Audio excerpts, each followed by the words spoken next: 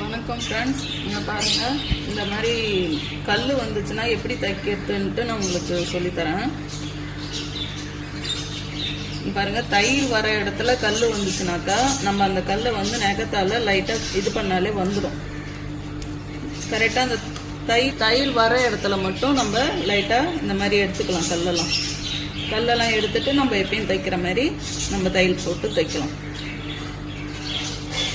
ஏன்னா கல் வந்து ஊசியில் போய் பட்டுதுன்னா ஊசி உடையும், அப்புறம் செட்டில் போய் மாட்டோம்.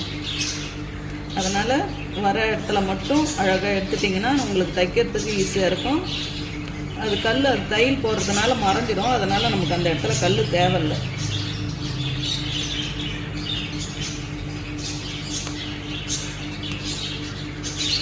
இந்த பாருங்க, இந்த மாதிரி பிச்சாலே வந்துடும். அவ்வளோதான் ஃப்ரெண்ட்ஸ். ஓகே ஃப்ரெண்ட்ஸ், பிடிச்சிருந்தா லைக் பண்ணுங்கள், ஷேர் பண்ணுங்கள், சப்ஸ்கிரைப்